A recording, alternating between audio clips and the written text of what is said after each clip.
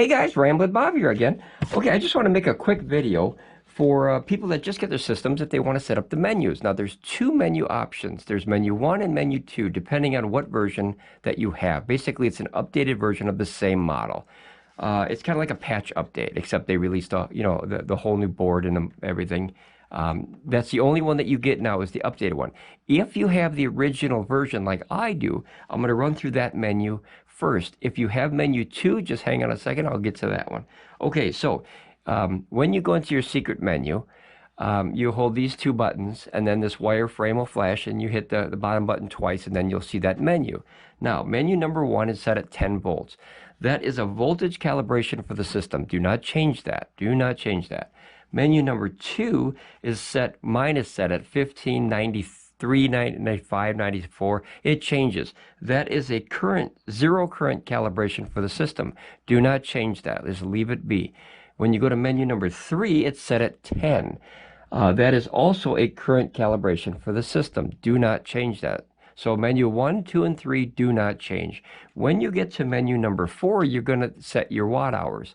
When you have the system all by itself, you're going to see your system set to 1,920 watt hours. If you add one EB3000 battery, you're going to have to change that to 4,992 watt hours. That's the total watt hours of that and one battery. If you have two batteries, which is the E2000 and two EB3000 batteries, the full 8K system, you're going to set that to 8,064. Okay.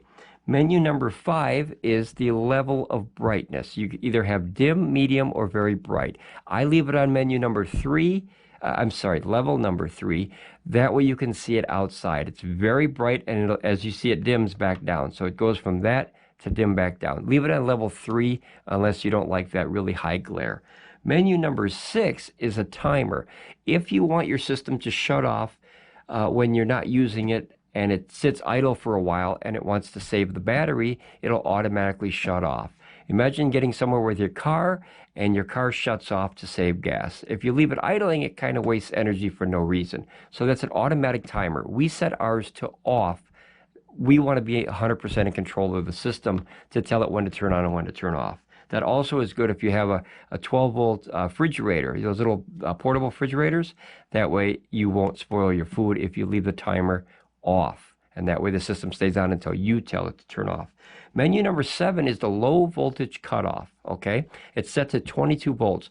Do not change that. That protects the battery cells from draining too low to where you start damaging the battery cells.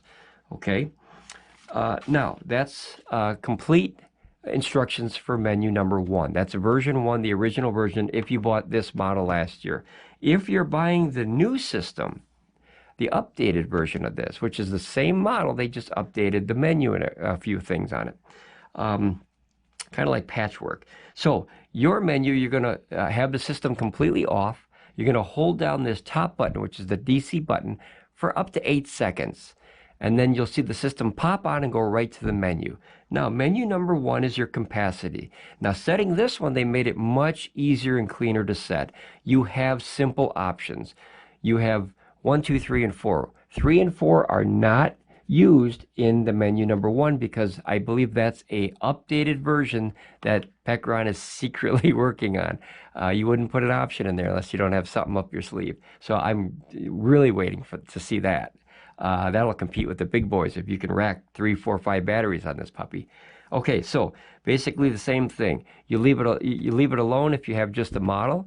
You set it to the first setting, which is 4,092 if you have one battery, and then you set it to 8,064 if you have the full system, the 8 kilowatt system.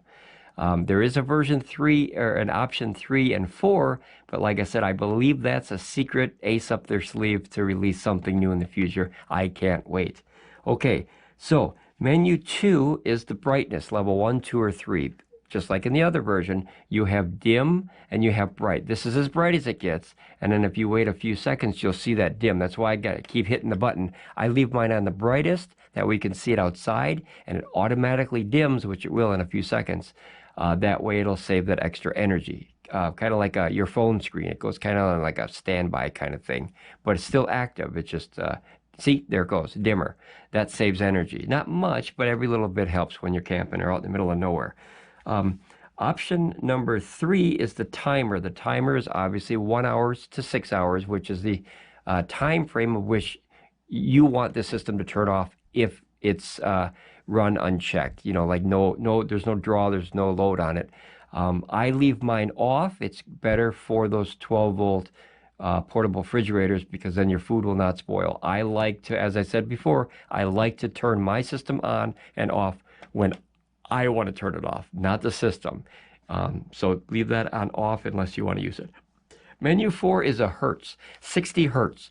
Now, a lot of people don't know what 60 hertz is. That's a sine wave, a pure sine wave. 60 hertz is what we use in North America. You can probably set it down to 50 hertz. 50 hertz is what the European market uses.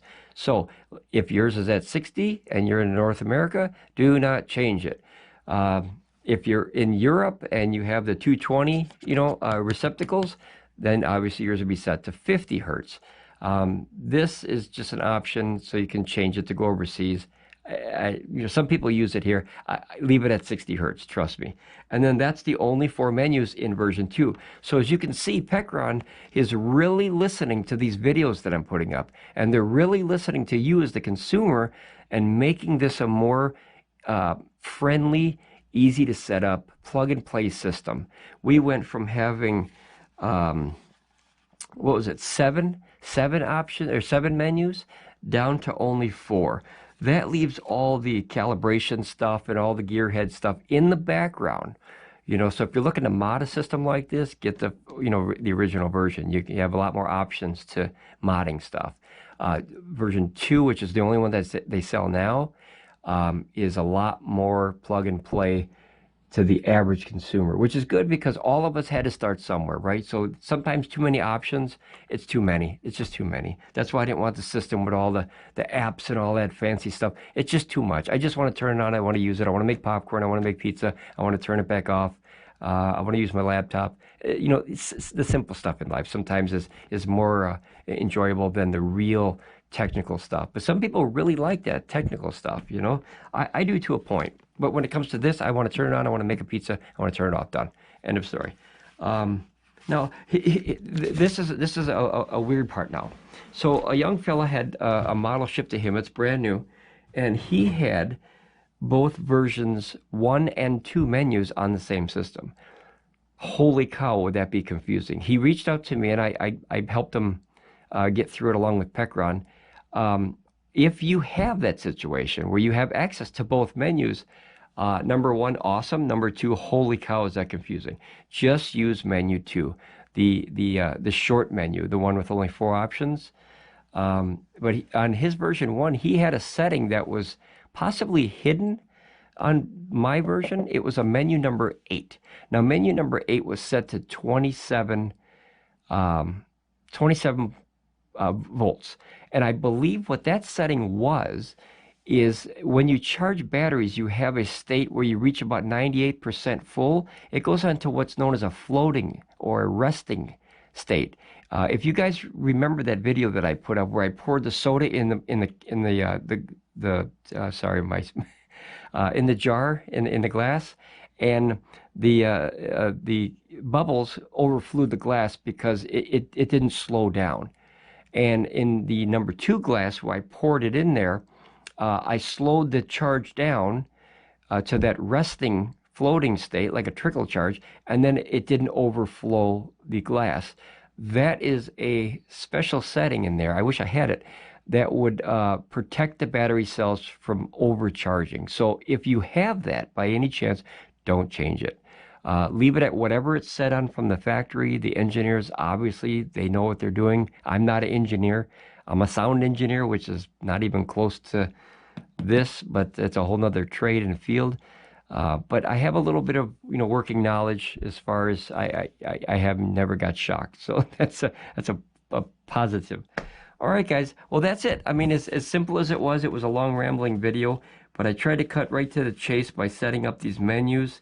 It seemed a lot more confusing than what it really is. The first time you learn something, obviously there's a learning curve and it will frustrate you. But I believe in the end This channel was built literally on this unit. It's crazy to even say that, but I literally built an entire channel off of one model system, which, holy cow, thank you guys for being scribers. I mean, we're building a family here of scribers where we can literally help each other answer these questions. And you know, when you deal with a company overseas like that and you don't speak the language, whether it's Cantonese or Chinese or, you know, German or French or whatever, it's very tough, and you get a lot of these small little simple notes that I take, see, lost in translation because of that language barrier.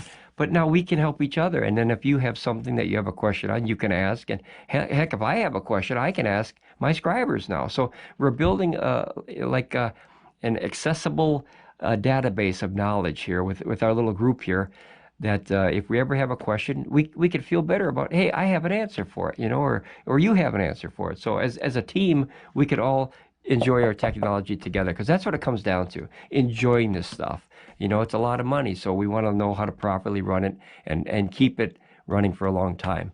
All right, guys, I'll do as many updates as I can as long as the questions keep coming in.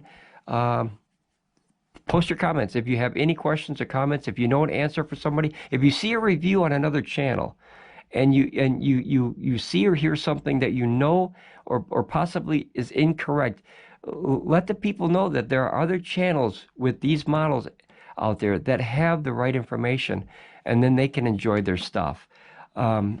If you have knowledge from other channels that I don't have, post it on this channel. I want to know, because all I want to do is get the information out to the people. You know, knowledge is power, but if you don't have access to knowledge, well, you have no power. It's useless. All right, guys, ramble on, be safe, safe travels, and I'll talk to you again. Bye.